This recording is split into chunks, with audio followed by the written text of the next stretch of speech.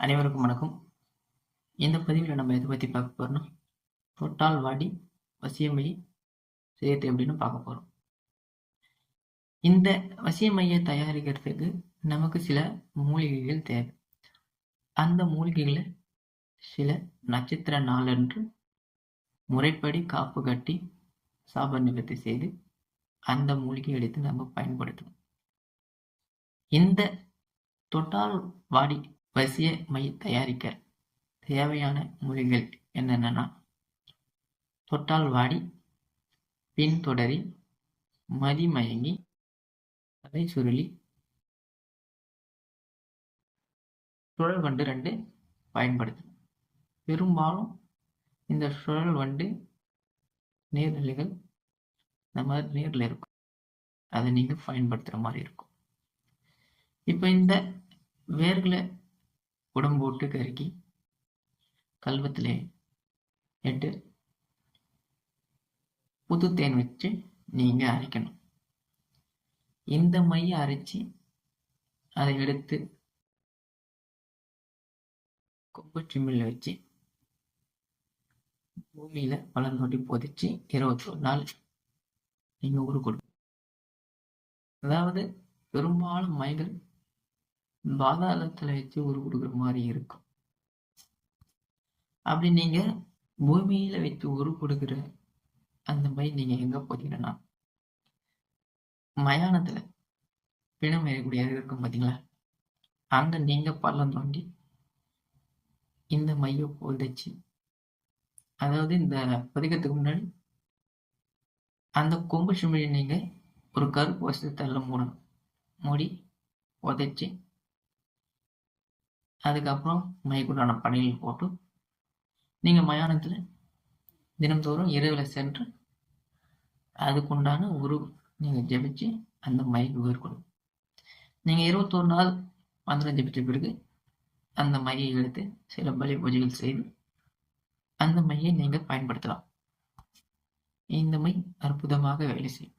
இது ஆண் பெண் விஷயத்துக்கு பயன்படுத்தலாம். அதே மாதிரி இந்த மைய இப்ப கோவில்கள் நிறைய சிலைகள் இருக்கும், அந்த சிலைகள் மீது நீங்க தடவிட்டு உங்க பூஜை ரூம்களை வந்து அந்த தெய்வத்தை கூப்பிட்டீங்கன்னா அந்த தெய்வம் வந்து உங்ககிட்ட பேசும். நீங்க அதை வச்சும் வேலை வாங்கிக்கலாம். அப்படி இந்த மைய நீங்க வந்து கரெக்டான அளவு முறையில நீங்க இந்த மூலிகையை சேர்த்து அரைச்சாலும் நல்ல ஒரு ரிசல்ட் கிடைக்கும். இந்த மை அதே மாதிரி 2 மெத்தட்லயும் செய்யலாம். இப்போ மூலிகை வேர்களை எரிச்சு கறியாக்கி கல்வத்துல வச்சு அரைச்சும் செய்யலாம். நீங்க அந்த மூலிகளை இடிச்சு வஸ்திரகாயம் செய்து ஒரு துணியில வச்சு தீயா திரிச்சு அதை நீங்க விளக்குல போட்டு அதை மண்டபத்துல அந்த புகையை பிடிக்கும். அப்படி நீங்க அந்த விளக்குல எரியத்துக்கு நீங்க ஊற்றக்கூடிய என்னன்னா சித்தாமணிக்கு எண்ணெய் பயன்படுத்தலாம். அப்படி நீங்க இந்த கபாலத்துல பிடிக்கும் போது இந்த மை வந்து அந்த அளவுக்கு அதிகமாக கிடைக்காது. புகையில பிடிக்கும் போது உங்களுக்கு அதிகமா மை தேவைன்னா நீங்க கல்வத்துல வச்சு அரைச்சு எடுத்துக்கங்க. ஓரளவுக்கு குறைவான மை போதும் அப்படின்னா நீங்க கபாலத்துல அந்த மையை பிடிச்சிக்கணும். என்னன்னா இந்த கபாலத்துல பிடிக்கக்கூடிய மை வந்து அதிக வீரியம் கொண்டு, அதை விட இது நல்லா வேலை செய்யும். அதுக்காக நான் சொல்லுவேன். அதே மாதிரி இந்த கபாலத்துல இருக்கக்கூடிய மையம் நீங்க மயானத்துல உதைச்சி 21 நாள் உரு கொடுக்கும். அந்த மைக்குண்டான மந்திரம் என்னன்னா, நீங்க எனக்கு ஃபோன் பண்ணி கேளுங்க, நான் சொல்றேன். இந்த மைய மாந்திரிகம் செய்யறவங்க அவங்க மட்டும் செய்ய, மற்றபடி இத வேற யாரும் இந்த மைய செய்ய தேவையில்லை. அப்படி வேணும் உங்களுக்கு மைனா தொடர்பு கொண்டு கேளுங்க, நம்ம கிட்ட வாங்கிங்க. பெரும்பாலும் இந்த மை மாந்திரிகரும் அவங்க கிட்ட வாங்குறாங்க.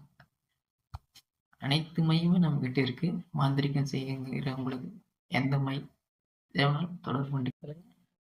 உங்களுக்கு தேவையான மையும் நாங்க தயார் பண்ணி கொடுப்போம்.